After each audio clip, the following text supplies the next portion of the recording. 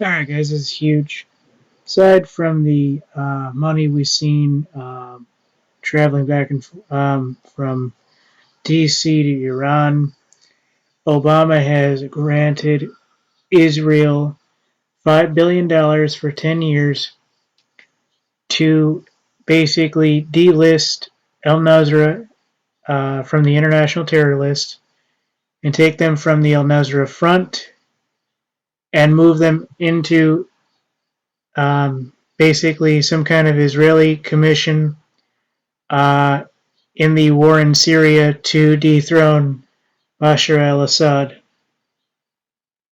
This is absolutely true. Can't make it up. This has like 20 different sources if you look into it. Unfortunately, this one here, the sources are almost at the absolute bottom. But basically here, the enemy of my friend is my friend. Israel accepts billions from the U.S. but maintains ties with al-Nusra. Al-Nusra, as you well know, is an international arm of al-Qaida, which has been handling the al-Nusra Front. Here it is right here. I apologize. Let it go up. All right, here we go. Hang on. All right, a little bit up more. U.S. and European countries seem either not to notice or deliberately ignore Israel's tactical embrace of the jihadi movement. Obama administration is even prepping to ink a new record-breaking military spending agreement with Israel that will up U.S. aid from $3 billion a year. The Prime Minister Benjamin Netanyahu demanded $5 billion per year over the lifetime of a 10-year deal. The final amount likely to settle somewhere in the middle. Only Israel basically gets away with such a level of cognitive dissonance in its alliance with the U.S. and depends so profoundly on Washington for security existence, wouldn't dare risk endangering relationship with the U.S. And this is basically what it's really going into. I mean, this is huge. This is like probably if you printed it out, it'd be like 5 pages long, if not more. The general idea, and I'll show you up here, is that last month, Jabhat al-Nusra, the Nusra Front, or al-Qaeda's Syrian arm, announced that it was severing ties with al-Qaeda, renaming itself Jabhat Fatah al-Sham Front for the Conquest of Syria. And if you kind of go down, it basically says that, the Guardian, I got it up here, saying the name change is intended to remove the excuse used by international community, America and Russia, to bombard and displace Muslims in the Levant, and remove basically the idea that it's associated with al-Qaeda, and basically make it more acceptable alternative to its competitor, the Daesh, and basically to get the group removed from international lists of terrorism. And basically, it has also expressed hatred for the U.S., yada, yada, yada. We know that. But when you come down here, it talks about how it's breakaway from al-Qaeda and the Ayman al-Zawahiri, current leader of al-Qaeda. I thought that guy was dead, but that's okay. Could just be puppeteering.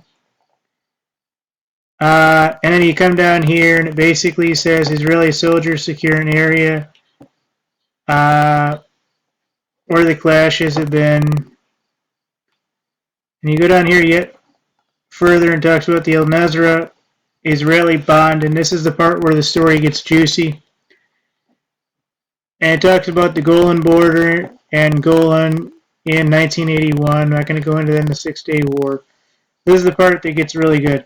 A photo of Israel's Syrian border along with Golan Heights showing IDF soldiers convening with Jabhat al-Nusra fighters. And basically the idea is that al-Nusra commanders are meeting with Israeli intelligence and Israeli commanders to basically puppeteer for Israel in Syria against Bashar al-Assad. And basically Obama is paying Israel $5 billion a year for 10 years to accept al-Nusra as an asset in Syria and take them off the international terror list. Now, I don't know how much Israel actually has to do with the international terror list. I'm certain al-Nusra will be seen as a respectful group, quote unquote, at least in the Syrian area. So they basically changed from the al-Nusra Front to whatever it was regarding Syria. So now they're an Israeli asset, either currently working or nearly currently working in Syria for Israeli intelligence and an Israeli military, an IDF thereof, for the Obama administration's White House. So if this doesn't just bake your noodle, I don't know what will, folks. But I'll be honest, I really don't know much about the al-Nusra Front and al-Nusra from al-Qaida. I mean, all of them are basically into the mainstream situation, so I'm not going to go in and say, oh, these guys are good, these guys are bad.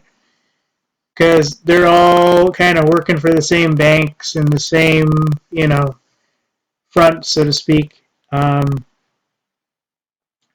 So I don't know what makes these guys so much more acceptable except for where they are.